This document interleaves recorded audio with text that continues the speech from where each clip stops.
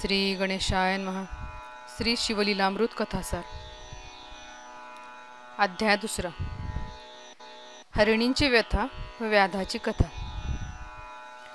मानवाच्या मुखातून नकळत जरी शिवाचे नाम प्रगट झाले तरी त्याचे पाप नाहीसे होते, जीवन आनंदमय बनते।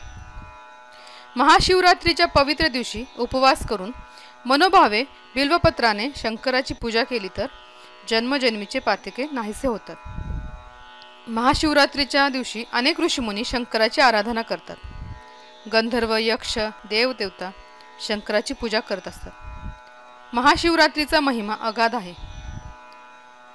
पुरातन काळातील एक कथा आहे। विंध्य पर्वतावर एक भिल्ल वास्तव करत होता। जंगलातील जनावरे मारून आपली उपजीविका चालवित असे। त्याच्या हातून नित्याने प्राणीहत्या होत होती। त्याची अनेक पापे वाढत होती। नित्याप्रमाणे भिल्ल शिकारीसाठी बाहेर पडला। जाताना त्याला एक रमणीय असे शिवमंदिर दिसले। तो दिवस महाशिवरात्रीचा पवित्र दिवस होता। भाविकांनी दर्शनासाठी गर्दी केली होती। मंत्रघोष सुरू होता, त्यामुळे सर्व वातावरण मंगलमय झाले होते। टाळ मृदुंगाने मंदिर दुमदुमून गेले होते। फुलांचा व सुगंधी द्रव्यांचा सुगंध सर्वत्र पसरला होता। हर हर महादेवाचा जय जयकार लोक करीत होते। हे सर्व भिल्ल तेथे उभारून पाहत होता। त्याला असे वाटले, आपण इथे थांबून काही उपयोग नाही। आपण बायका मुलांना अन्न दिले पाहिजे। आपण पुढे शिकारीला गेले पाहिजे। असा मनात विचार करून भिल्ल मंदिराच्या बाहेर पडला। रानात जाऊन शिकार शोधू लागला। त्याला हर हर महादेवाच्या गर्जना आतून ऐकू येत होत्या, त्यामुळे त्याच्याही मुखातून हर हर महादेव शब्द बाहेर पडू लागले। त्याचे पाप हळूहळू नाहीसे होऊ लागले। त्याला आतील बदल जाणवू लागला। भिल्ल चालत होता, पण शिकार काही मिळत नव्हती। रात्र होऊ लागली। भिल्लाला थोड्या अंतरावर एक सरोवर दृष्टीस पडले। सरोवराच्या काठावर मोठे बिल्व वृक्ष होते। या सरोवरात जनावरे पाणी पिण्यासाठी येतील व आपणास सहज शिकार करता येईल असा विचार करून भिल्ल बिल्व वृक्षावर चढून बसला। शिकारीची वाट पाहत होता। समोर येणारी बिल्वपत्रे तोडून खाली टाकत होता। त्या झाडाखाली एक महादेवाची पिंड होती। त्याच्या हातून बिल्वपत्रांचा वर्षाव महादेवाच्या पिंडीवर होत होता। मनात हर हर महादेवाचा जयघोष सुरू होता। नकळत त्याचे पुण्य वाढत होते। अचानक भिल्लाला जनावराची चाहूल लागली। त्याला एक हरिण तलावाजवळ पाणी पिण्यासाठी आलेले दिसले। त्याने बाण सोडण्याची तयारी केली, तेवढ्यात ते हरिण मनुष्यवाणीने बोलू लागले, हे व्याधा, तू बाण सोडू नकोस। माझे प्राण घेऊ नकोस। मी गर्भिणी आहे। गर्भिणीला मारणे फार मोठे पाप आहे। निष्कारण आपले पाप वाढवू नकोस। भिल्लाने हरिणीचे बोलणे ऐकून घेतले व म्हणाला, मला दिवसभरात एकही शिकार मिळाली नाही। माझ्या पोटात अन्नाचा एकही कण नाही। माझी बायको मुले माझी वाट पाहत असतील। पण मला आश्चर्य वाटते की तू हरिणी असून कसे काय बोलतेस। शास्त्राला प्रमाणभूत असलेली वचने तुझ्या तोंडून ऐकून मी चकित झालो आहे। तू कोण आहेस? हे ज्ञान तुला कसे प्राप्त झाले हे मला सांग। हे जर तू मला सांगितलेस तर मी तुझ्यावर दया करेन। त्यावेळी ती सुंदर दिसणारी हरिणी पुन्हा बोलू लागली, हे व्याधा, ज्यावेळी समुद्र मंथन झाले त्यावेळी त्यातून देव व दानवांची जी 14 रत्ने बाहेर काढली त्यातील अनमोल रत्न म्हणजे मी होय। माझे नाव रंभा। माझे नाव रंभा। सर्वजण माझ्या सौंदर्यावर भुलत होते। मी नृत्य गायनही शिकले होते। माझ्या नृत्य गायनावर अनेक लोक मोहित होत होते। माझ्या सौंदर्याचा मला गर्व झाला होता। माझ्या दृष्टीने मला जग सामान्य वाटू लागले। पूर्वी मी शंकरांची मनोभावे आराधना करत होते। ज्यावेळी माझ्या कलेचा मला अहंकार झाला त्यावेळी मी शंकरांची भक्ती पूर्णपणे विसरून गेले। श्री शंकरांची भक्ती सोडून मी हिरण्य नावाच्या राक्षसाबरोबर राहू लागले। देवाचे नाव त्यांच्या मुखातून येत नव्हते। कोणीही देवाचे नाव घेतलेले त्याला आवडत नव्हते। एके दिवशी मला अचानक श्री शंकराचे दर्शन घेण्याची इच्छा झाली. मी कैलास पर्वतावर आले. मी तिथे येताच शंकरांना अतिशय राग आला. त्यावेळी त्यांनी मला शाप दिला, तू मृत्यूलोकात जाऊन हरिणी बनशील. तुझ्या 2 मैत्रिणी व हिरण्य राक्षस देखील हरिण बनेल. आता माझ्यासमोर उभे राहू नकोस, निघून जा इथून. माझ्या वागण्याचा मला फारच पश्चाताप झाला. माझी चूक मला कळून आली. माझ्या डोळ्यातून अश्रू वाहू लागले. मी शंकरांच्या चरण कमलावरती मस्तक ठेवले, त्यांची स्तुती गायली. मला उशाप द्या म्हणून पुन्हा पुन्हा विनंती करू लागली. माझी करुणामय अवस्था पाहून शंकरांना दया आली. त्यावेळी शंकर म्हणाले, 12 वर्षे हा शाप तुला भोगावा लागणार. 12 वर्षांनंतर तू शापमुक्त होशील आणि पुन्हा कैलास पर्वतावरती येशील. हे व्याधा, अशा प्रकारे श्री शंकरांनी दिलेल्या शापामुळे आम्ही हरिणी झालो. आता तर मी गर्भिणी आहे. मला प्रसव वेदना सुरू झाल्या आहेत. तू मला घरी जाण्याची थोडा वेळ परवानगी दे. मी प्रसूत होईन. मी माझ्या बाळाला माझ्या पतीच्या स्वाधीन करेन आणि तुझ्याकडे परत येईन. त्यावेळी तू मला मारलेस तरी चालेल. व्याधाने ते गोड बोलणे ऐकून घेतले आणि तो म्हणाला, हे हरिणी, परंतु तुझ्या बोलण्यावर मी विश्वास कसा ठेवणार? एकदा का तू इथून गेलीस तर उद्या पुन्हा येऊ शकणार नाहीस. प्रत्येकाला आपला जीव प्रिय असतो. मृत्यूसाठी कोणी तयार नसतो. जर तुला जायचे असेल तर तू परत येण्याची शपथ घेऊन जावी. हरिणीने थोडा विचार केला आणि ती म्हणाली, हे व्याधा, मी शपथ घेते. तू चिंता करू नकोस. ब्राह्मण कुळात जो जन्म घेतो परंतु जो वेदांचा अभ्यास मनापासून करत नाही, त्याचे आचरण करत नाही, त्याचा प्रसार करत नाही, आपणास प्राप्त झालेली विद्या दुसऱ्यांना देताना जो अडवून द्रव्य घेतो, ज्याला ईश्वराचे नामस्मरण आवडत नाही, जो सतत आपल्या प्रपंचात रममाण झालेला असतो, अशा प्रकारच्या अधर्माने वागणाऱ्या गोष्टीतून निर्माण होणारे पाप मलाही लागेल. जो साधूंचा कोणत्याही प्रकारचा छळ करतो त्यांचा वंश हा नाश पावतो. घरात लक्ष न देणारी, व्रतवैकल्ये वरवर करायची म्हणून करून जी खऱ्या मनाने पतीशी वागत नाही, ती स्त्री पुढील जन्मी वटवाघूळ बनत असते. जी स्त्री पतीची निंदा करते ती पुढील जन्मी दासी बनते. जे सेवक आपल्या मालकांची सेवा करत नाहीत, उलट त्यांचा विश्वासघात करतात, त्यांना श्वानाचा जन्म प्राप्त होतो. हे व्याधा, ही अनेक प्रकारची पापे तुला सांगितली.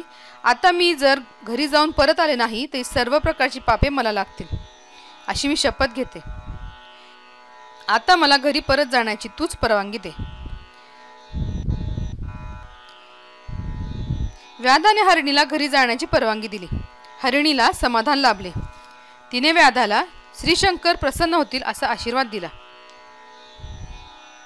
हरिणी निघून गेली. आता व्याध एकटाच झाडावर बसला होता.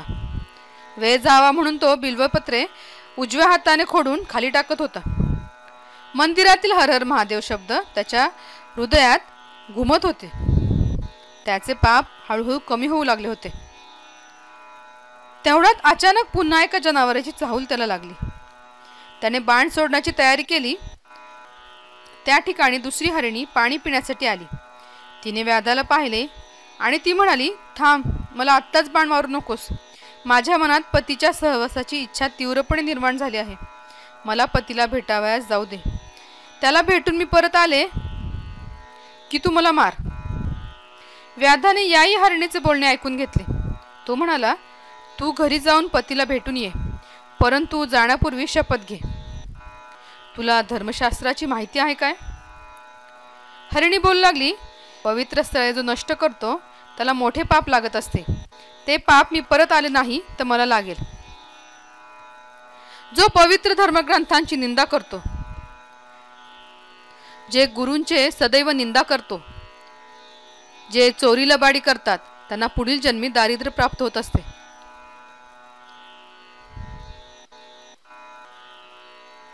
जो आपल्या राज्याच्या राजाची निंदा करतो, द्वेष करतो, लहान मुलांना पळवून जो दुसरीकडे विकतो, त्याला मोठे रोग होतात. जो परमपवित्र कथा कीर्तन श्रवण करत नाही, तो कानाने बहिरा होतो. जो गायींचा वध करतो, त्याला पत्नीकडून अनेक प्रकारचे त्रास सोसावे लागतात. जो मुक्या जनावरांना त्रास देतो त्याची मुले बाळे मुकी होतात. हे व्याधा, अशी कितीतरी प्रकारची पापे आहेत. मी दिलेला शब्द पाळला नाही आणि परत आले नाही तर सर्व पापे मला लागतील, असे मी तुला शपथपूर्वक सांगते. हरिणीचे कारुण्यपूर्ण बोलणे ऐकून व्याधाने तिला जाण्याची परवानगी दिली. त्या हरिणीला अतिशय आनंद झाला आणि ती निघून गेली. थोड्या वेळाने त्या ठिकाणी आणखी एक हरिण आले. व्याध बाण मारण्यास तयार झाला होता त्याच वेळी ते हरिण म्हणाले, हे व्याधा, माझ्या दोन्ही स्त्रिया पतिव्रता आहेत. त्यांना मी विचारून परत येईन. त्यानंतर तू मला मार. मी शपथ घेऊन जाण्यास तयार आहे. कीर्तनकार कीर्तन करीत असताना त्यांच्यामध्ये मुद्दाम जो अडथळा आणण्याचा प्रयत्न करतो त्याचा वंशवेल कधीच वाढत नाही. जो आपल्या मित्राचा विश्वासघात करतो, आईवडिलांनी जन्म दिला त्यांची हत्या करतो, गुरूंच्या जीवनात अनेक प्रकारची संकटे निर्माण करतो, त्याला अनेक प्रकारची यातना भोगाव्या लागतात. जो शिवाचे भजन कीर्तन ऐकताना कंटाळून जातो, शिवाचे पूजन कधीच करत नाही, त्याच्या कानांना अनेक प्रकारचे रोग होतात. अशा प्रकारे अनेक प्रकारची पापे मला लागतील. मी परत आलो नाही तर ही सर्व दुःखे मला भोगावी लागतील. माझ्या पतिव्रता पत्नी माझी वाट बघत बसले असतील तरी मला तू जाऊ दे. मी निश्चितपूर्वक परत येईन. हरिणाचे हे बोलणे ऐकून व्याधाच्या मनामध्ये करुणा निर्माण झाली. त्याच्या मुखातून शंकराचा नामघोष सुरू झाला. त्याने त्या हरिणाला घरी जाण्यास परवानगी दिली. झाडावर बसून तो हरिणांची वाट बघत होता. शिवरात्रीचा पवित्र दिवस होता. व्याधाचा पूर्ण उपवास झाला होता. बेलाची पाने तोडून तो खाली टाकत होता. ह्या सहज घडणाऱ्या कृत्यातून त्याच्या अनंत जन्माचे पाप नाहीसे होऊ लागले होते. बघता बघता रात्र संपली. सूर्यनारायणाचा उजेड पसरू लागला. तेवढ्यात आणखीन एक हरिणी तेथे आली. तिला समोरच व्याध दिसला. ती म्हणाली, हे व्याधा, मला मारू नकोस. माझी छोटी छोटी पाडसे घरात माझी वाट पाहत असतील. ती पाडसे अतिशय लहान आहेत. त्यांना काही खाता येत नाही. फक्त ते दूध पितात. मी त्यांना दूध पाजून ताबडतोब परत येते. त्यानंतर तू मला मार. हे बोलणे ऐकून व्याध म्हणाला, तुला मी येथून सोडू शकेन, परंतु तू परत येण्याची शपथ घेतली पाहिजेस. हरिणीने शपथ घेण्याची तयारी दर्शवली. ती म्हणाली, जो गावातील लोकांना छळतो त्याला पुढील जन्मी अनेक रोग होतात. ब्राह्मणाच्या घरी चोरी करतो त्याचे सर्व पूर्वज नरकात जातात. जो आई आणि मुलांमध्ये पती पत्नीमध्ये भांडण निर्माण करतो, देव ब्राह्मणांचा अपमान करतो, त्यांच्याबद्दल अपशब्द बोलतो, त्याला पुढील जन्मी अनेक प्रकारची दुःखे भोगावी लागतात. जो दाराशी आलेल्या भिकाऱ्याला काहीच भिक्षा देत नाही त्याच्यावर शंकर रागवतात. त्याची सर्व संपत्ती नाश पावत असते. भोजनास बसलेल्या माणसाला जो उठवतो त्याला त्याचे प्रायश्चित्त भोगावे लागते. हे व्याधा, मी तुझ्याशी खोटे बोलले आणि परत आले नाही ते सर्व प्रकारची पापे मला लागतील. म्हणून मी नक्की परत येणार, हे लक्षात ठेव. हरिणीचे बोलणे ऐकून व्याध म्हणाला, तू तुझ्या बाळांना दूध पाजू नये. त्याचे बोलणे ऐकून हरिणी उड्या मारत निघून गेली. थोड्या वेळानंतर पहिली हरिणी घरी जाऊन प्रसूत झाली होती. दुसऱ्या हरिणीने घरी जाऊन पती सहवास प्राप्त केला होता. तिसऱ्या हरिणीने पाडसांना दूध दिले होते. ठरल्याप्रमाणे सर्व हरिणी व्याधाकडे जाण्यास निघाल्या. त्यांच्याबरोबर पाडसेही होती. मृगराजा म्हणाला, तुला आम्ही शब्द दिलेला, आम्ही शब्दाला जागलो. आता तू आमची खुशाल शिकार कर. पण प्रारंभी मला बाण मार, माझा प्राण घे. त्यावेळी दुसरी हरिणी म्हणाली, हा तर आमच्या तिघींचा पती आहे, आधी आमचा प्राण घे. पाडसे पुढे येऊन म्हणाली, आई वडिलांनंतर राहून आम्ही काय करणार, त्यापेक्षा तू आमचा प्राण घे. प्रत्येकजण आधी आम्हाला मार असे म्हणू लागला. मृत्यूसाठी होत असलेली चढाओढ पाहून व्याधाला आश्चर्य वाटले. त्याच्या डोळ्यातून अश्रू वाहू लागले. तो झाडावरून खाली उतरला. सर्वांसमोर त्याने हात जोडले आणि तो म्हणाला, खरोखर तुमच्या दर्शनाने मी धन्य झालो. प्रपंच खोटा आहे हे मला कळाले. आता मला प्रभूच्या चरणकमलांची ओढ लागली आहे. शंकराच्या भेटीशिवाय मला चैन पडणार नाही. व्याधाचे हृदय कारुण्याने परमपवित्र झाले होते. शंकराच्या भेटीची त्याला ओढ लागली होती. एवढ्यात आकाशात वेगवेगळे आवाज ऐकू येऊ लागले आणि बघता बघता एक दिव्य विमान जमिनीवर येऊन उतरले. विमानामध्ये शिवगण होते.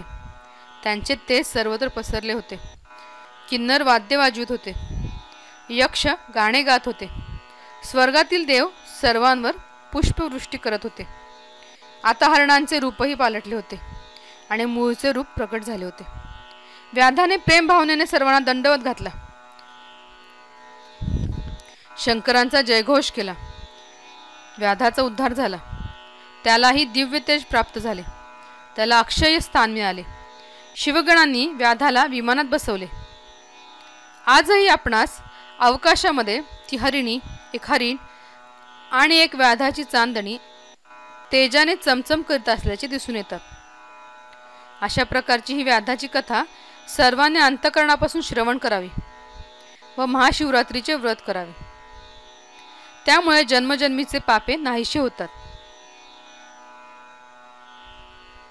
अशी ही परम पवित्र करणारी स्कंद पुराणातील कथा नित्याने ऐकावी. त्यामुळे उत्तम फळ निश्चितपूर्वक प्राप्त होते. शिवशंभू नमामि शंभू शिवशंकर शंभू. हरि ओम हरि ओम. ओम नमः शिवाय. ओम नमः शिवाय. ओम नमः शिवाय.